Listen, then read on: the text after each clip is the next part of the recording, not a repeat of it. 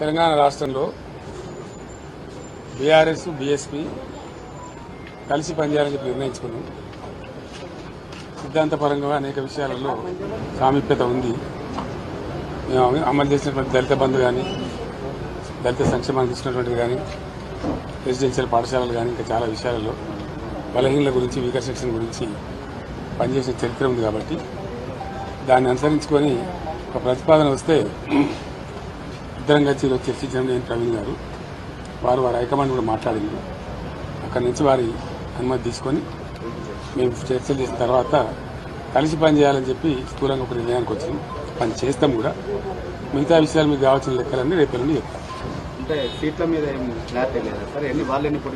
రేపు అనుకుంటాం. ఇక ఈరోజు స్థూలంగా ఇది అయిపోయింది. బేసికల్గా ఇన్ ప్రిన్సిపల్ ఇది అయింది. తప్పకుండా కొన్ని సీట్లు వాళ్ళు పోటీ చేయాల్సిందే, కొన్ని సీట్లు మేము పోటీ చేయాల్సిందే. ఒకసారి అలయన్స్ అనుకున్న తర్వాత గౌరవప్రదంగా ఉంటుంది కదా. వీళ్ళు తెలియదు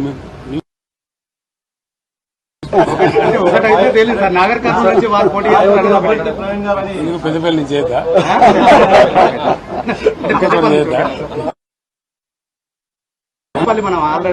వరంగల్ స్టేట్ ప్రెసిడెంట్ వరంగల్ నుంచి చేద్దా, ఎక్కడేం చేయొచ్చు. దానికే ఉంటుంది. జనరల్ సీట్లు కూడా చేయొచ్చు.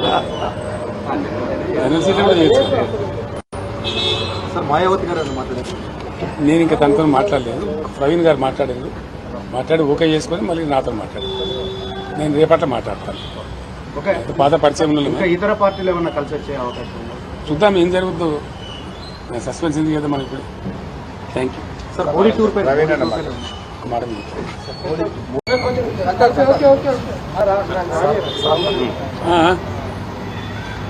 ఈరోజు తెలంగాణ మాజీ ముఖ్యమంత్రి శ్రీ పెద్దలు గౌరవనీయులు శ్రీ కేసీఆర్ గారిని కలిసినందుకు చాలా ఆనందంగా ఉంది.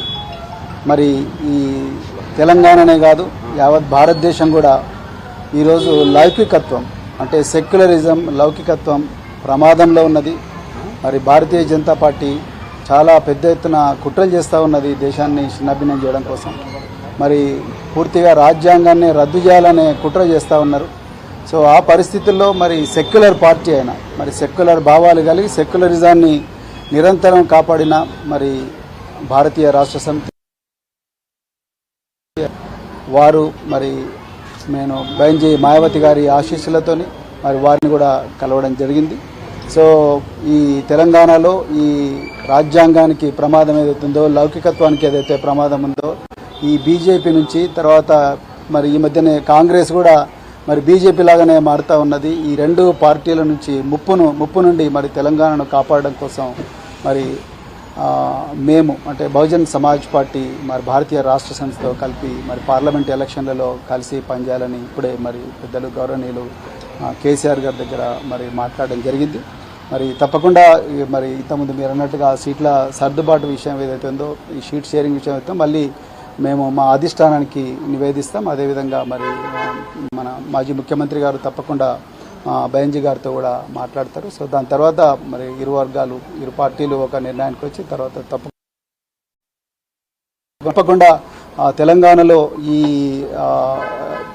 స్నేహం అనేది తప్పకుండా తెలంగాణ ప్రజల జీవితాలను మారుస్తుంది. తెలంగాణ ప్రజల విలువలను ఏదైతే గంగా జమున తహజీబ్ అని అంటున్నామో ఆ విలువలను, ఆ సంస్కృతిని తప్పకుండా కాపాడుతుంది. బహుజన వర్గాలందరి జీవితాలు బాగుపడతాయి. ఇలా నిరుద్యోగులు సంతోషంగా లేరు. సో పట్టుమని 4 నెలలు కాలేదు, ఇప్పటికీ మళ్ళీ నిరుద్యోగులు రోడ్ల మీదకి వచ్చే పరిస్థితి. అదేవిధంగా పెద్ద ఎత్తున ఈ లౌకికత్వానికి తూట్లు పొడిచే సంస్కృతి అనేది మరి తెలంగాణలో వస్తూ ఉన్నది. అందుకొరకే ఈ స్నేహం అనేది, ఈ ఐకమత్యం అనేది రాబోయే రోజుల్లో తెలంగాణ సమాజాన్ని చాలా గొప్పగా మార్చబోతున్నది. సో చాలా చాలా ఆనందంగా ఉంది అలా మరి ఈ విషయం మీతో మాట్లాడుతున్నందుకు. తప్పకుండా తెలంగాణ ప్రజలు దీన్ని ఆస్వాదిస్తారు, ఆశీర్వదిస్తారని చెప్పేసి నేను కోరుకుంటున్నాను. కేసీఆర్ గారు మరి ఈ సమయం మాకు ఇచ్చినందుకు మరొకసారి ధన్యవాదాలు. అన్ని అంశాల్లో కలిసి పనిచేస్తారు రెండు పార్టీ. ఇప్పుడు పార్లమెంట్ ఎలక్షన్స్ చెప్తాం.